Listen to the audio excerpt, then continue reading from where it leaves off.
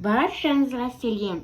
Бүгін сіздерге осындай керемет болып шығатын жұмсақ, өте дәмді картофельный шарикидің рецептісімен бөлісетін боламын. Рецептіні толық білу үшін видеоны соңына дейін қараңыздар. Ол үшін бізде менде 1 килодан асатындай картоп және де 100 грамм сәл, 2 жұмыртқа, панировка және де паприка, тұз қолданатын боламын. Біз кремізге езілген, мен алдын ала қайнатып, езіп қойдым. Енді осыған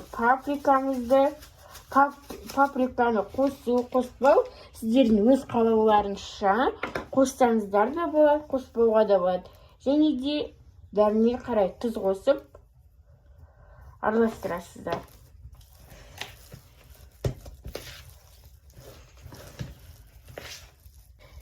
Мінекей біздің массамыз дайын болды. Енді бұны біз қуырып жасаймыз. Енді майымызды дайындайтын боламыз. Енді табағымызға осынша май қойып, қыздырып қоямыз табағымызды. Енді майымыз қызғанша біз шарикилар жасайтын боламыз. Ол үшін өзіңіз қалағанша пюре аласыз. Жаңағы шариктердің үлкендігіне қарай және де ортасына сыр қоямыз.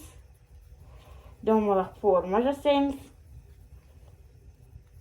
Достар, сіздерге міндетті түрде жасап көруге кеңес беремін. Өте жұмсақ әрі керемет болады. Енді жұмыртқамызға ойнатамыз.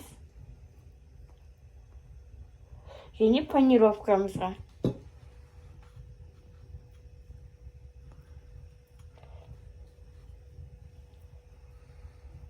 Міне осылай, дәл осылай жасап, әдісімізге қойып, қалғандарын да солай жасайтын боламыз.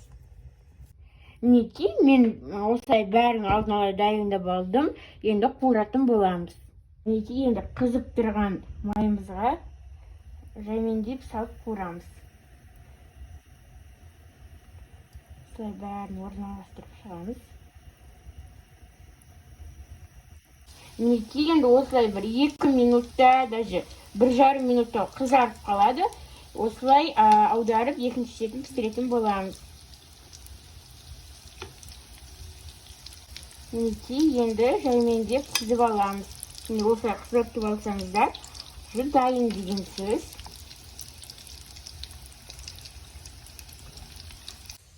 Мінекей, осылай енді қалғандарын да пісіріп алатын боламыз. Мінекей, менде дайын болды. Сіздер мен кекпен бірге ұсынатын боламын. Сіздер өз қалауларыңызша сырный соус немесе өздеріңіздің қолдарыңыздан кез келген соус жасап ұсынсаңыздар болады. Достар, міндетті түрде жасап көріңіздер. Өте дәмді әрі керемет болып шығады.